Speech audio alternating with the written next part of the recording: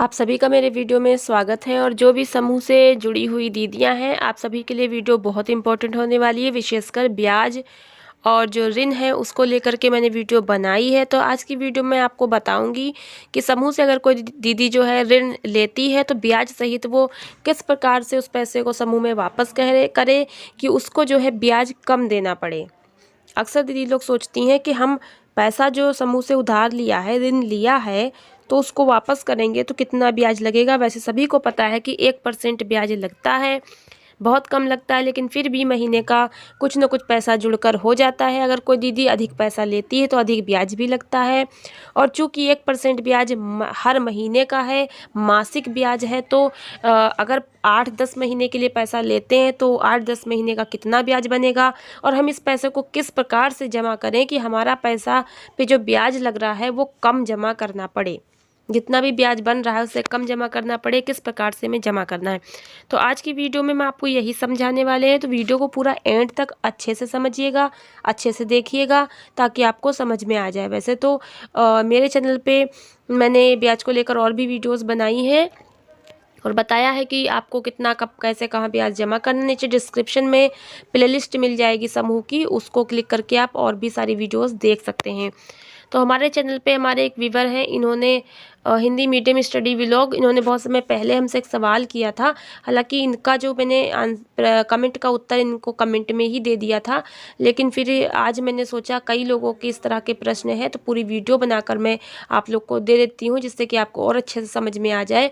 तो इनका प्रश्न था, एक सवाल है मैम, जैसा कि समूह से 5,000 लिया जो कि 1% पर है ब्याज, अगर मैं 5 महीने पर पैसा देता हूँ तो मुझे ब्याज 250 देना होगा कि महीने वाइज 50, 40, 30, 20, 10, 150 देना होगा, बताइएगा ज़रूर। क्योंकि समूह से उधार लेने के बाद 1 महीना पूरा होते ही समूह में पैसे वापसी की प्रक्रिया शुरू होती है, किस्त बाई।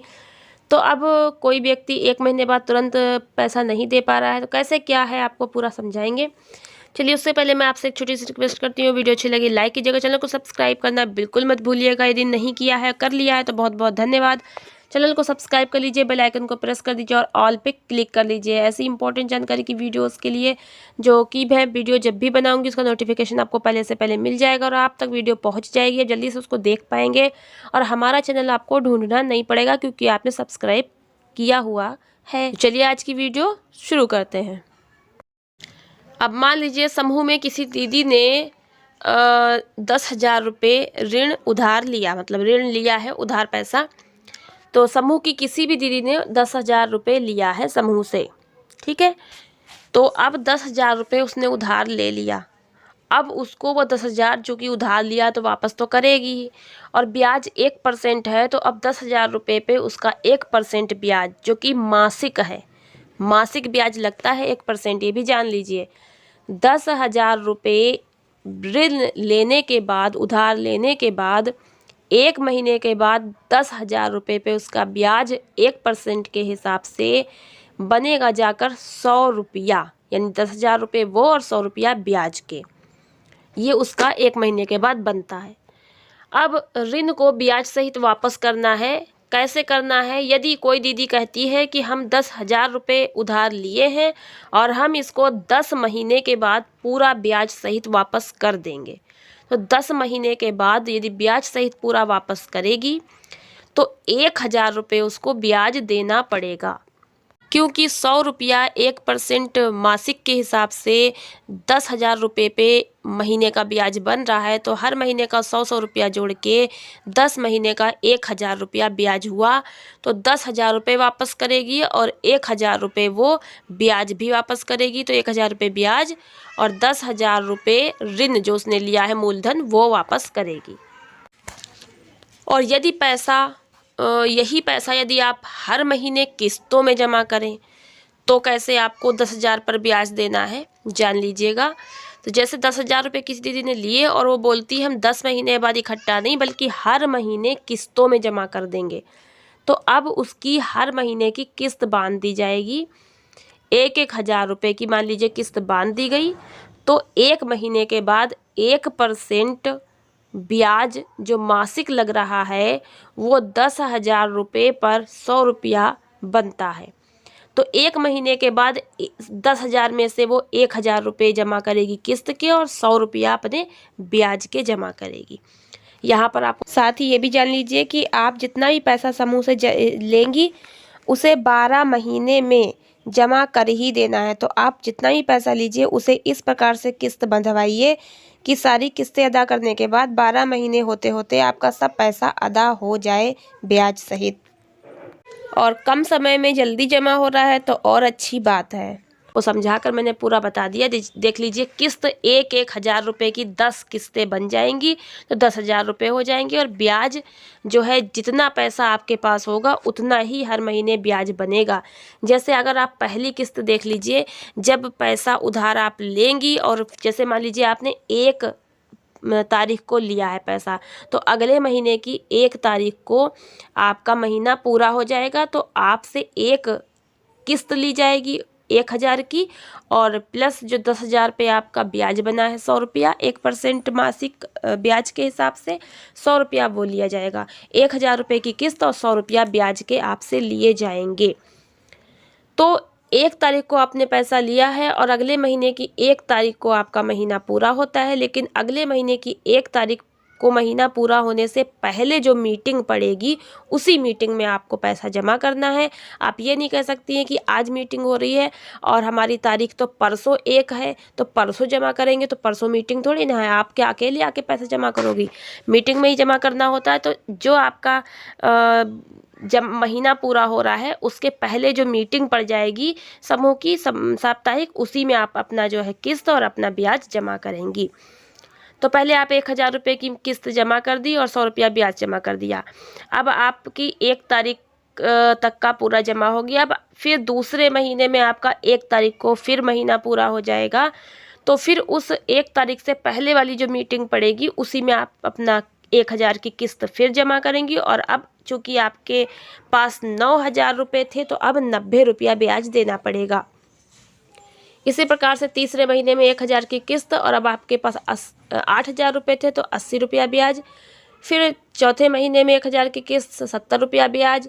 फिर 5वें महीने में आपका 1,000 रुपये की किस्त 60 रुपया ब्याज।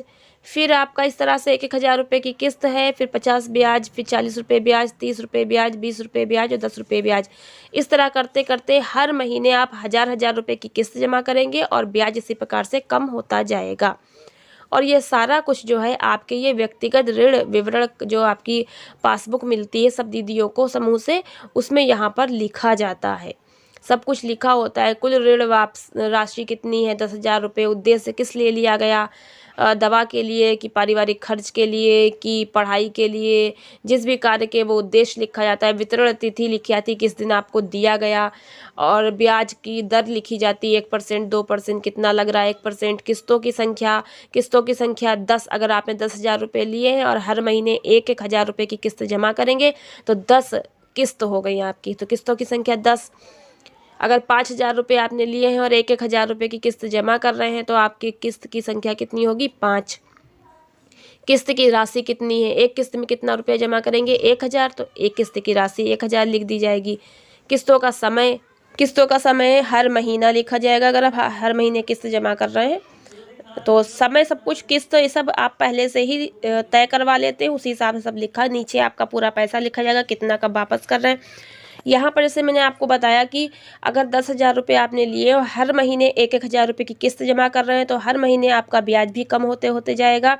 अगर ये विवरण देखा जाए हर महीने आपके जमा करने का, तो 10,000 रुपये पर आपको 550 रुपया ही ब्याज देना पड़ेगा।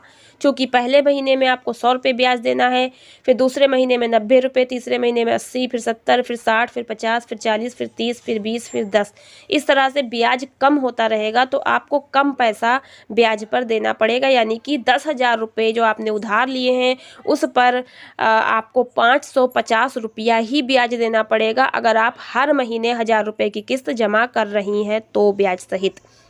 और वैसे क्या था, 10 महीने बाद इकट्ठा जमा करने पे पूरा आपका कितना पैसा लगने वाला था यहाँ पर आप देख सकते हैं। 10 महीने बाद अगर आप इकट्ठा 10,000 रुपया जमा करेंगे जो आपने 10,000 रुपये समूह से उधार लिए हैं, अब आप सोचते हो कि इतनी जल्दी पैसे का इंतजाम कहाँ हो जाएगा, हम 10 महीने बाद इसको जमा करेंगे। तो 10 महीने बाद यदि आप पैसा जमा करते हैं तो आपको कितना ब्याज देना पड़ेगा, यहाँ पे देख लीजिए। तो यहाँ पर आपको 10,000 रुपये जो लिए हैं वो तो देने ही हैं, साथ में 1,000 रुपये ब्याज देना होगा। अगर 10 महीने बाद इकट्ठा जमा करते हैं पूरा पैसा तो 1,000 रुपये अलग से आपको ब्याज के देने हैं। और यदि आप 10,000 रुपये को हर महीने जमा करेंगे किस्तों पर 1,000 रुपये करके, तब आपको कितना पैसा देना पड़ेगा, तो यहाँ पर देख लीजिए। तब आपको यहाँ पर पैसा देना पड़ेगा 10,000 जो आपने लिए वो तो देंगे ही, लेकिन हर महीने जो 100, 90, 80 करके आपका ब्याज जाएगा धीरे धीरे, तो वो आपका 10 महीने के बाद 550 रुपया ही ब्याज देना होगा, अगर आप हर महीने किस्त जमा कर रहे हैं तो देखिए हर महीने जमा करने पर आपको कम ब्याज देना है और इकट्ठा जमा करने पे अधिक ब्याज लगेगा। तो मेरे हिसाब से हर महीने आप पैसे को निकालते रहिए, इससे आपका पैसे का बोझा भी कम होता जाएगा और आपका ब्याज भी कम लगेगा। बाकी आपकी मर्ज़ी है कि आप उसको किस तरह से जमा करना चाहते हैं, हर महीने आप जमा करना चाहते हैं या इकट्ठा जमा करना चाहते हैं, आपके हिसाब से होगा। फिलहाल हर महीने जमा करने से ये है कि धीरे धीरे आपका पैसा भी अदा हो जाएगा और आपका ब्याज भी कम लगेगा। इसी हिसाब से जैसे हमारे व्यूअर ने पूछा 5,000 का, तो वो भी वैसे ही लगेगा। 5,000 रुपये अगर आप समूह से लेते हैं और 5 महीने के बाद इकट्ठा जमा करते हैं तो आपको उतना ही पैसा देना होगा जितना कि 5 महीने का ब्याज उस पर बनता है। तो इकट्ठा आपको जो है 250 रुपया, 250 रुपया जो है 5,000 रुपये पर 5 महीने का इकट्ठा ब्याज 250 रुपया देना होगा। अगर हर महीने आप किस्त में उसको जमा करते हैं 1,000 रुपये करके 5,000 रुपये को, तो 5 महीने में आपके 1,000 रुपये करके 5,000 अदा हो जाएंगे और हर महीने आपका ब्याज जो है वो 50 रुपया, फिर 40 रुपया, फिर 30 रुपया, फिर 20 रुपया, फिर 10 रुपया, ऐसे करके 150 रुपया ही ब्याज लगेगा। अब ऋण हर दीदी अपनी ज़रूरत के हिसाब से लेती है। अगर कोई दीदी 5,000 रुपया लेती है और बोलती है हम 6 महीने बाद इसको जमा करेंगे ब्याज सहित, तो फिर 6 महीने तक उस दीदी से पैसे वापसी नहीं मांगी जाएगी, लेकिन 6 महीना पूरा होने के बाद उनको वो पैसा 5,000 रुपये जमा करना होगा, साथ में आपको उसका ब्याज भी जमा करना होगा, जो भी 6 महीने पे आपका ब्याज बनता है। तो 300 रुपया उनका 6 महीने के बाद ब्याज बनेगा, तो वो 5,000 रुपये जमा करेंगी और 300 रुपया जो है अपना ब्याज का जमा करेंगी 6 महीने के बाद इकट्ठा। जितने महीने के लिए जो भी दीदी ब्याज पर पैसा लेगी वो पूरा मूलधन और ब्याज उतने महीने के बाद इकट्ठा जमा करेगी। और जो दीदी ये बोलकर पैसा लेगी कि हम 5,000, 2,000, 3,000, 10,000 जो भी रुपया ले रहे हैं और हम किस्त बाई इसको जमा कर देंगे हर महीने, तो उसी हिसाब से उसका ब्याज भी कम कम होते हुए लगेगा। जैसा मैंने समझाया है, कितना भी पैसा आप समूह से लीजिएगा किस्त बाई जमा कर दीजिएगा तो अच्छी बात है। जैसे अगर आपने 1,000, 2,000 रुपये लिए हैं तो आप इकट्ठा भी 1-2 महीने के बाद जमा कर दीजिए, 2 महीने का ले लीजिए, 3 महीने का ले लीजिए, उतना ही ब्याज लगेगा। लेकिन यदि आप मान लीजिए कि ज़्यादा पैसा ले रहे हैं तो उसको हर महीने किस्त बाई ही जमा करिए, जिससे आपको वो बोझा ना लगे। तो वीडियो काफ़ी लंबी हो जाएगी, मैंने बहुत कुछ अच्छे से समझाने का प्रयास किया है अपने इस वीडियो में। फिर भी अगर कोई बात आपको पूछनी हो तो कमेंट बॉक्स में लिख सकते हैं। मिलते हैं नेक्स्ट वीडियो में नई जानकारी के साथ, और वीडियो पूरा देखने का बहुत बहुत धन्यवाद।